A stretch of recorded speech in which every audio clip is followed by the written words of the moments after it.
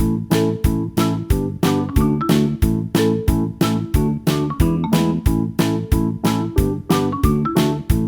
बच्चों, कैसे हैं आप सभी। मैं आशा करती हूँ आप सभी लोग स्वस्थ और प्रसन्न होंगे।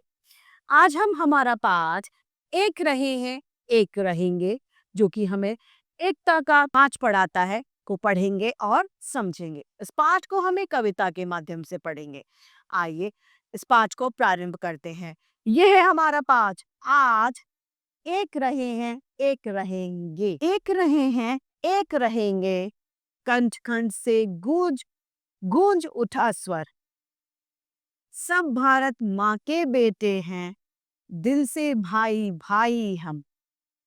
कवि कह रहे हैं कि हम पहले भी एक थे और हम हमेशा एक रहेंगे।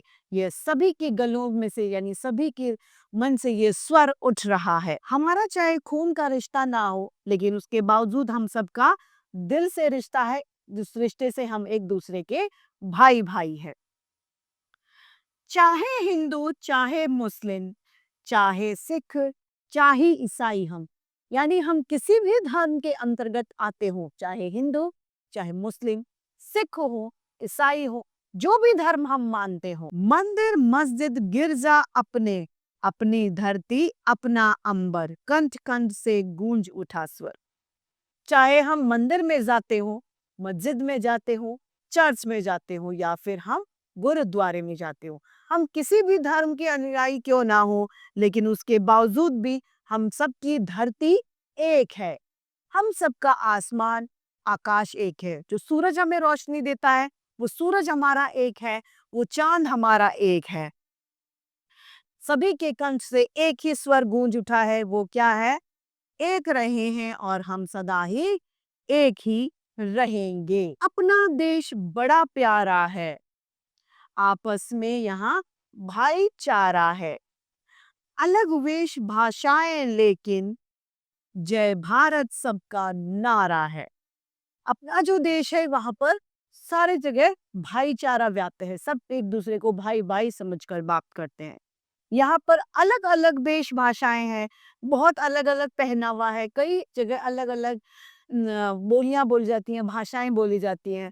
हमारे भारत में तो ये कहा जाता है कि एक कोस पर बदले बानी, चार कोस पर बदले पानी। थोड़ी थोड़ी जगह पर पानी और भाषाएं दोनों बदल जाती हैं, लेकिन फिर भी जय भारत सबका नारा है, क्योंकि हम कौन है?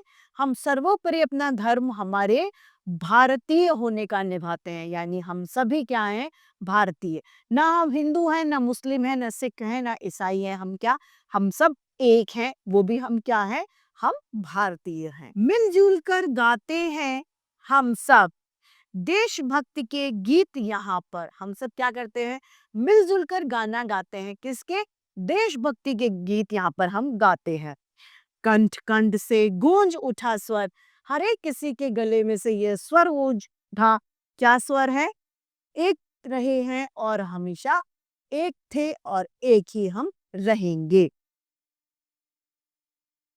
अलग अलग क्षेत्र के वासी, सभी भिन्न भाषा के भाषी। अलग अलग क्षेत्रों में रहने वाले जो लोग हैं, और सभी जो हैं अलग अलग भाषाओं को बोलने वाले हैं। कितने ही समुदाय मगर सब कहलाते हैं भारतवासी। सभी समुदाय, अलग अलग समुदाय हमारे यहाँ पे मौजूद हैं, लेकिन उसके बावजूद भी हम सब क्या कहलाते हैं? हम सभी भारतीय कहलाते हैं। कैसे कैसे शत्रु भागते, आखिर हमसे मुंह की खाकर। सभी शत्रु क्या होते हैं? हमसे मुंह की खाकर, यानी हमसे डर कर या हमसे मात खाकर भाग जाते हैं। एक रहे हैं एक रहेंगे, गूंज कंठ कंठ कंठ से गूंज उठा स्वर। क्या गूंजा है? हम पहले भी एक थे और आगे भी हमेशा हम एक ही रहेंगे। तो इस तरीके से हमारी ये कविता खत्म होती है, समाप्त होती है। आइए इसे फिर से एक बार दोहराते हैं। एक रहे हैं एक रहेंगे, कंठ कंठ से गूंज उठा स्वर। सब भारत माँ के बेटे हैं, दिल से भाई भाई हैं हम। चाहे हिंदू चाहे मुस्लिम, चाहे सिख ईसाई, हम मंदिर मस्जिद गिरजा अपने, अपनी धरती अपना अंबर, कंठ कंठ से स्वर गूंज उठा स्वर, अपना देश बड़ा प्यारा है, आपस में भाईचारा है। अलग वेश भाषाएं लेकिन जय भारत सबका नारा है।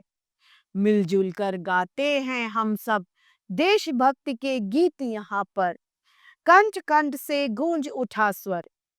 अलग अलग क्षेत्र के वासी, सभी भिन्न भाषी, भाषा के भाषी, कितने ही समुदाय मगर सब कहलाते हैं भारतवासी। कैसे कैसे शत्रु भागते आखिर हमसे मुंह की खाकर, एक रहे हैं एक रहेंगे कंठ कंठ से गूंज उठा स्वर। इस कविता से हमेशा एकजुट होके रहना और एकता की सीख हमें मिलती है। तो यह पाठ हमारा समाप्त होता है। मैं आशा करती हूँ आप सभी को यह पाठ भली भांति रूप से समझ में आया होगा। आज के लिए इतना ही, फिर मिलते हैं। धन्यवाद।